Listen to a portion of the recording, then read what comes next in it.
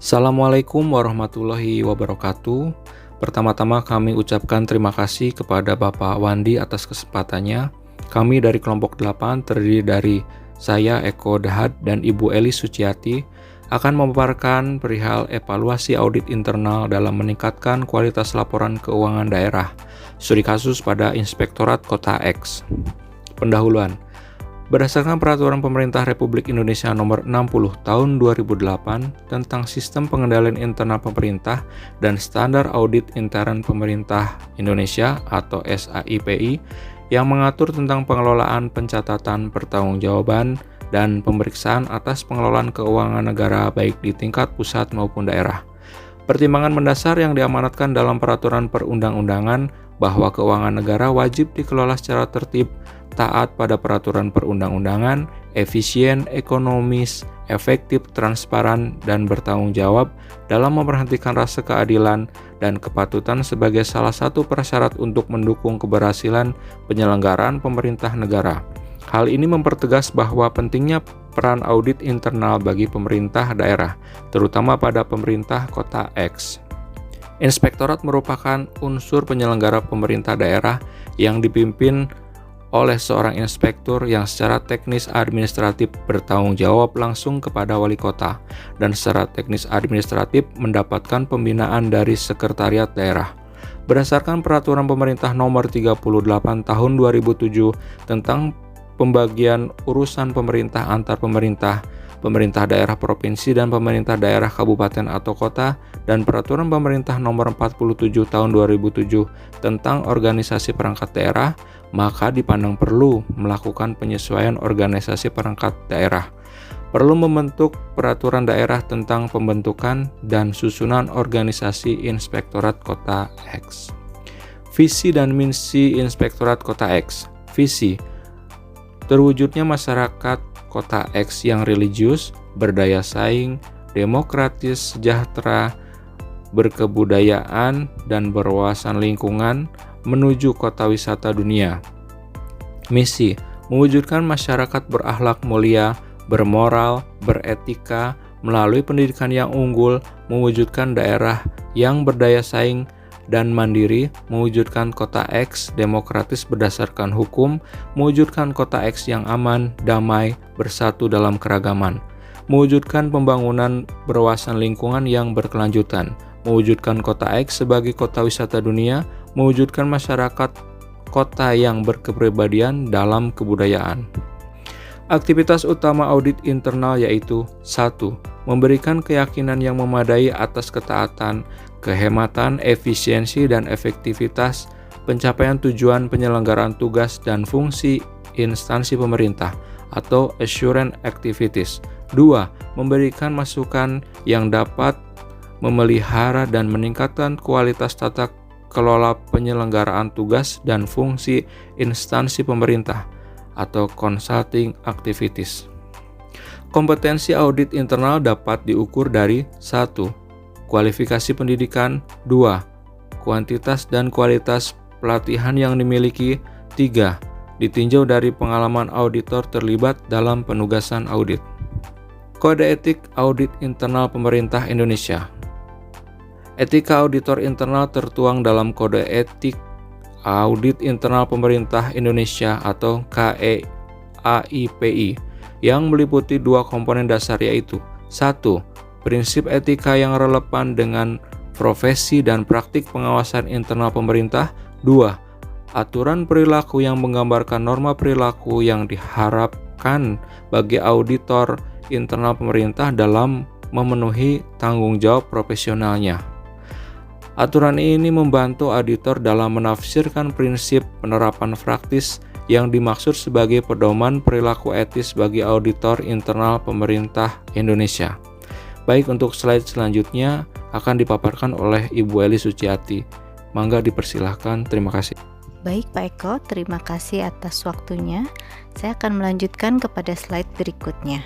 5 faktor utama yang menentukan kualitas laporan keuangan SKPD yaitu 1. Kompetensi sumber daya manusia, 2. Teknologi informasi yang digunakan, 3. Peran PPK SKPD, 4. Rekonsiliasi, dan yang kelima sistem pengendalian internal. Pada Peraturan Pemerintah Nomor 71 Tahun 2010 menjelaskan karakteristik kualitatif laporan keuangan adalah ukuran-ukuran normatif yang perlu diwujudkan dalam informasi akuntansi sehingga dapat memenuhi tujuannya. Keempat karakteristik berikut ini merupakan prasyarat normatif yang diperlukan agar laporan keuangan pemerintah dapat memenuhi kualitas yang dikehendaki, yaitu relevan, andal, dapat dibandingkan, dan dapat dipahami. Sistem pengendalian intern.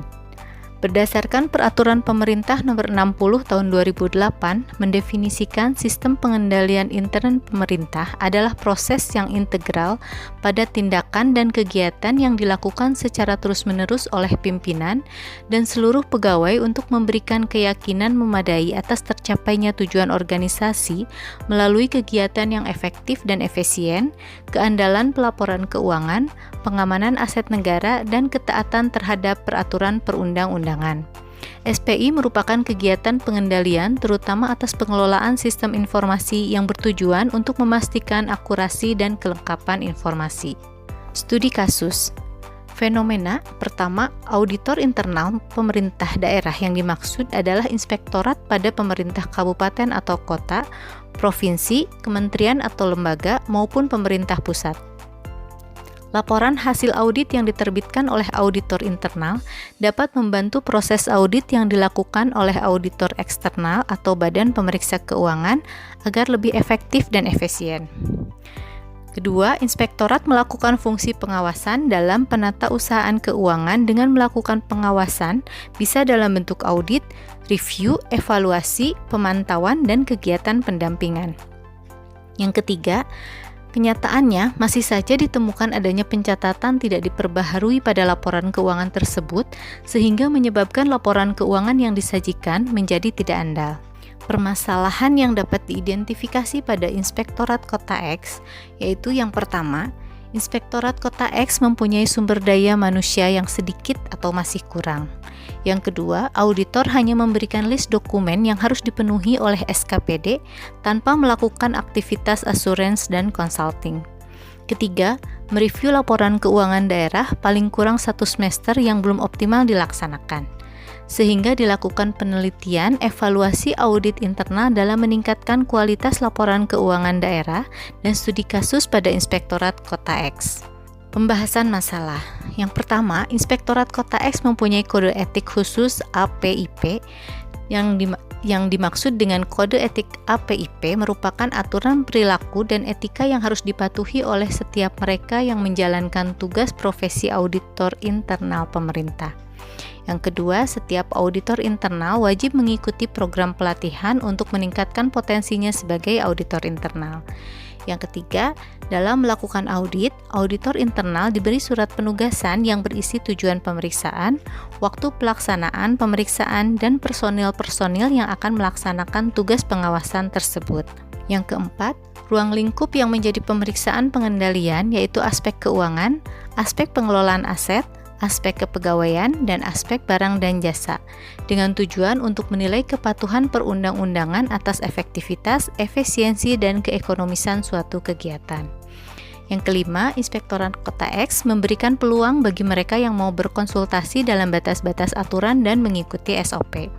Yang terakhir, Inspektorat menganalisis aktivitas tertentu yang mengarah ke arah penyimpangan yang merugikan dan Inspektorat akan memberikan sanksi untuk yang melakukan kecurangan audit dan jika sudah berindikasi tindak pidana, pasti langsung dilaporkan kepada pihak yang lebih berkompeten. Hasil dan kesimpulan. Diperoleh kesimpulan bahwa 1. Sumber daya manusia atau SDM yang sedikit atau yang masih kurang dan mereview laporan keuangan daerah paling kurang 1 semester yang belum optimal dilaksanakan mempengaruhi dalam keandalan laporan keuangan.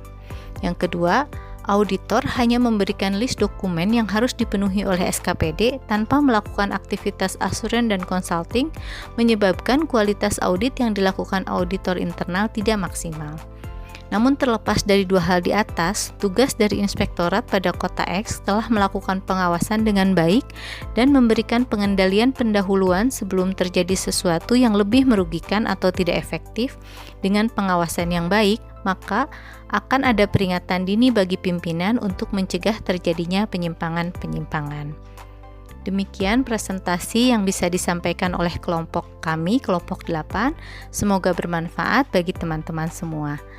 Mohon maaf atas kekurangannya dan terima kasih atas perhatiannya. Assalamualaikum warahmatullahi wabarakatuh.